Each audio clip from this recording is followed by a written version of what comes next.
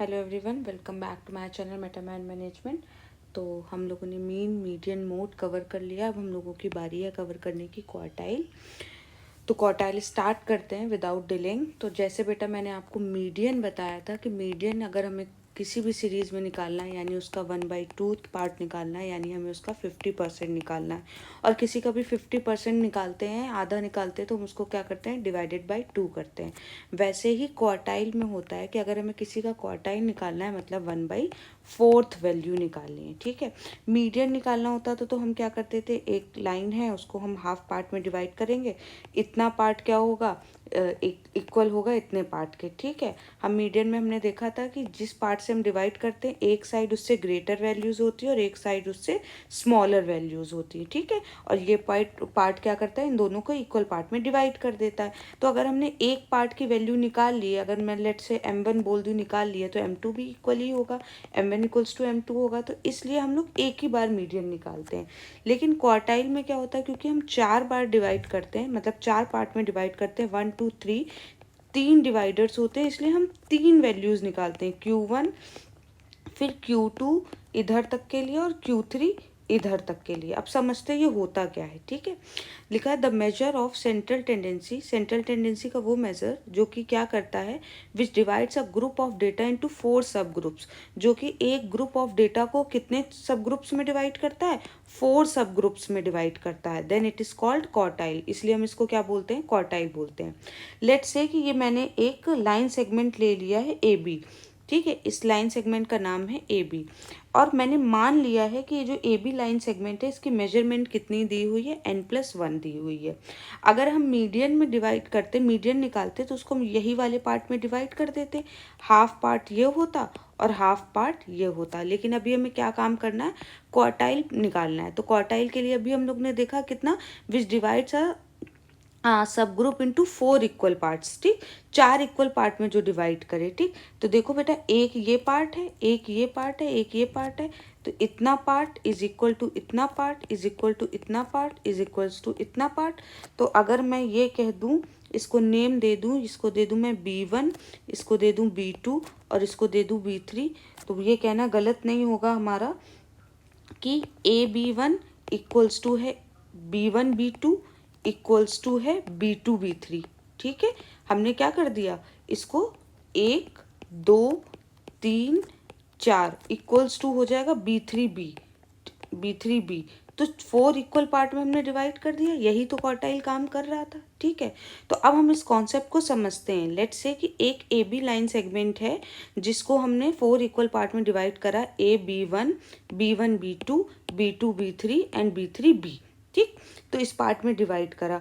अब हमें इसकी मेजरमेंट भी तो निकालनी पड़ेगी। ठीक, हाँ, हम ये तो मान गए कि ये इक्वल्स टू ये होगा, इक्वल्स टू ये होगा, इक्वल्स टू ये होगा।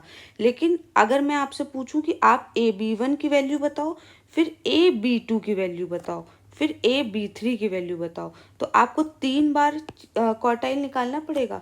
तो क्वार्टाइल में इसलिए हम 3 बार फॉर्मूला लगाते हैं, एक Q1 फर्स्ट क्वार्टाइल जिसको बोलते हैं, Q2 जो कि सेकेंड क्वार्टाइल है, एंड Q3 जो कि थर्ड क्वार्टाइल है। ठीक है, अगर मैं आपसे पूछूं कि Q1 की वैल्यू बताओ, Q1 यानी इतने पार्ट की, ठीक है, इतने पार्ट की वैल्यू बताओ, तो आपको दिख रहा होगा इतना पार्ट तो जो है वो क्या है, इस पूरे पार्ट का, ये ए बी के पार्ट का क्या दिख रहा है आपको, 1/4 दिख रहा है।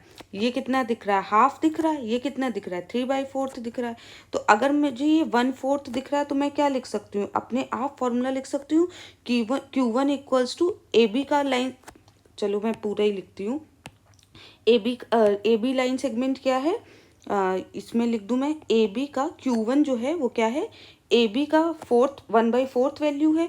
ए बी की मेजरमेंट क्या दी हुई है, n+1 divided by 4th value क्या कहलाएगा, हमारा Q1 कहलाएगा। Q2 क्या कहलाएगा, हमें यहाँ पे दिख रहा है, क्या दिख रहा है कि जो Q2 है वो Q1 से दुगना है। ठीक है, ये इससे Q2 जस्ट डबल दिख रहा है, क्योंकि ये पार्ट और ये पार्ट तो इक्वल है। तो अगर मैं बोल दूं कि ये वाला पार्ट बताओ, तो ये प्लस ये कितना हो जाएगा, जस्ट डबल हो जाएगा इसके। तो मैं इसको ये लिख सकती हूँ कि जो Q2 है वो 2 इंटू Q1 है। ठीक, तो इसका फॉर्मूला क्या बन जाएगा, 2 इंटू Q1 मतलब क्या होगा, 2 n+1 डिवाइडेड बाई 4, या फिर हम इसको क्या लिख सकते हैं n+1 divided by 2th term या 2th वैल्यू। ठीक, यही देखो, यही मीन का फॉर्मूला होता है। क्यों? क्योंकि मीन भी तो क्या करता है, हाफ में डिवाइड करता है। ये B2 भी क्या कर रहा है, AB लाइन सेगमेंट को हाफ में डिवाइड कर रहा है। नेक्स्ट आते हैं Q3 में। तो Q3 मुझे दिख रहा है कि Q3 जो है 3 टाइम्स है किसके, Q1 के। तो मैं इसको क्या लिख सकती हूँ, 3 इंटू n+1 डिवाइडेड बाई 4। ठीक, तो ये क्या हो जाएगा, 3/4 n+1 वैल्यू। ठीक है, अब आते हैं Q4। वैसे तो Q4 निकालना नहीं पड़ता, लेकिन अगर Q4 है तो Q4 तो पूरा AB लाइन सेगमेंट है। आप डायरेक्ट लिखना चाहो तो डायरेक्ट n+1 लिख सकते हो, नहीं तो आप क्या करोगे, 4 इंटू Q1 लिखोगे और 4 इंटू n+1 डिवाइडेड बाय 4 करोगे। 4 से 4 कैंसिल आउट हो जाएगा, n+1 हो जाएगा। यही वजह है कि हम Q4 नहीं निकालते हैं, क्या 3 वैल्यू निकालते हैं, Q1, Q2 और Q3 निकालते हैं। आते हैं क्वेश्चन में। ये हमारा किसका क्वेश्चन है, ये हमारा इंडिविजुअल सीरीज का क्वेश्चन है। ठीक है, इसमें दिया हुआ 5, 7, 9, 12, 15, 18, 20, 25। सबसे पहले हम लोग क्या करते हैं कि असेंडिंग ऑर्डर में लगाते हैं। ये क्योंकि मुझे ऑलरेडी असेंडिंग ऑर्डर में लगा हुआ दिख रहा है, इस वजह से अब हम इसको लगाएंगे नहीं। अब हम क्वेश्चन सॉल्व करेंगे। कैसे करेंगे, Q1 इक्वल्स टू क्या होता है, n+1 divided by 4th term. ठीक है, अब n कितना है इसमें काउंट कर लेते हैं, 1 2 3 4 5 6 7 8। n मुझे यहाँ पे दिख रहा है 8, तो मैं क्या लिख लूँगी, 8+1 डिवाइडेड बाय 4th वैल्यू। ठीक है, अब 9/4 आ गया, तो अब तो ये तो डेसिमल में आ जाएगा। और कितना डेसिमल में आएगा, अच्छा इस क्वेश्चन को मैं आपको सॉल्व कराना सिखाती हूँ।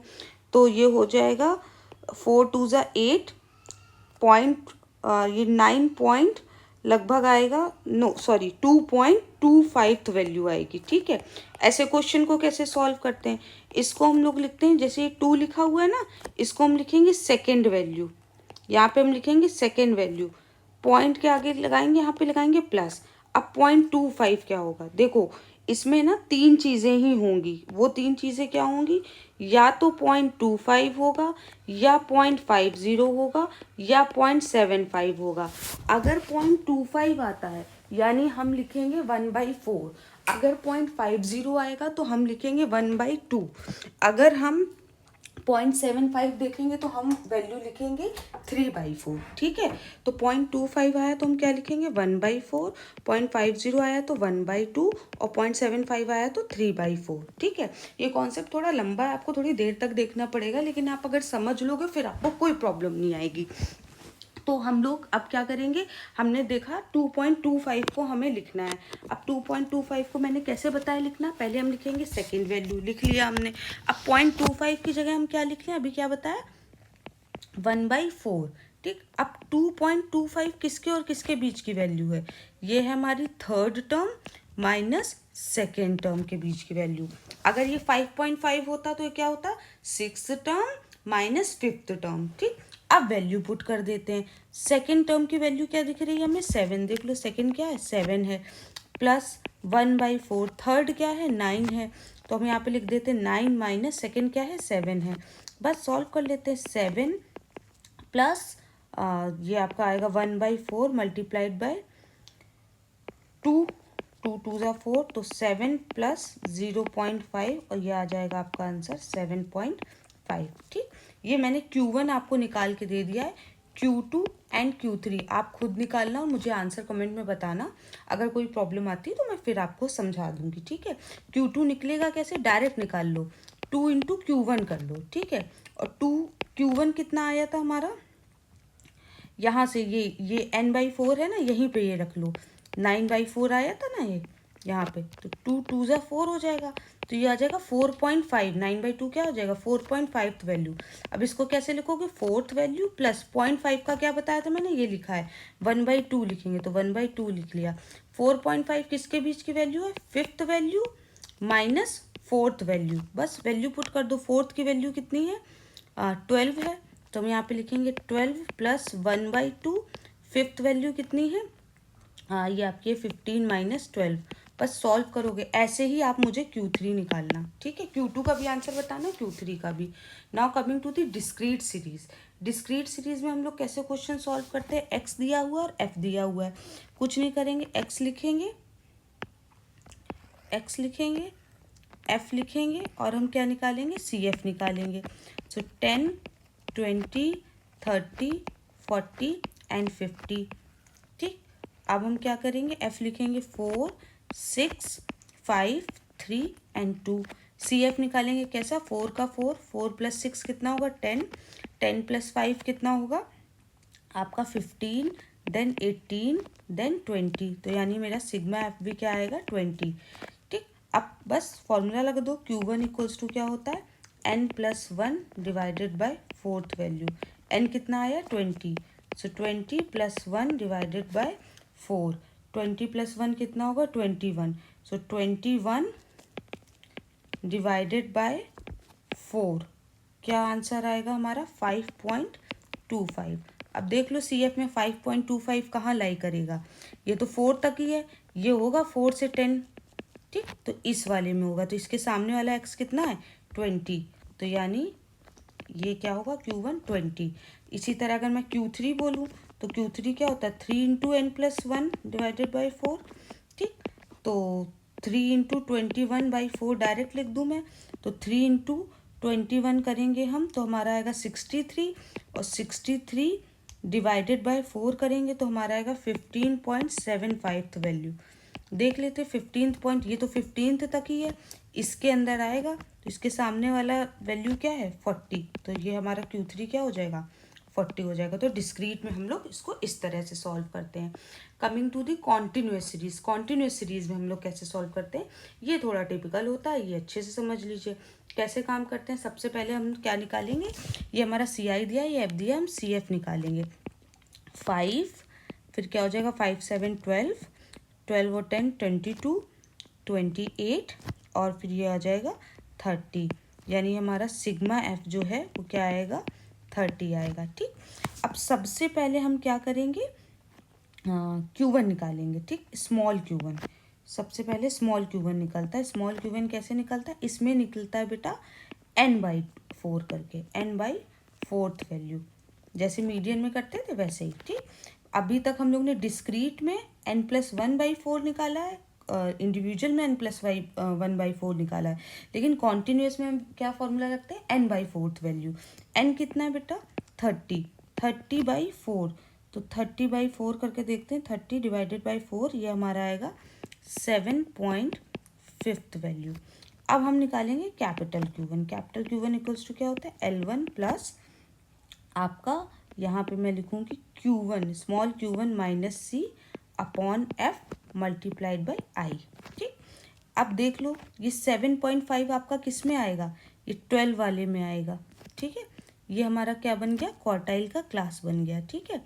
अब इसके सामने वाली जो वैल्यू है CI है, उसकी लोअर जो लिमिट है वो क्या कहलाएगी L1 कहलाएगी, इसके सामने की फ्रीक्वेंसी F कहलाएगी और उसके ऊपर वाली की फ्रीक्वेंसी C कहलाएगी। बस वैल्यू पुट कर लेते हैं।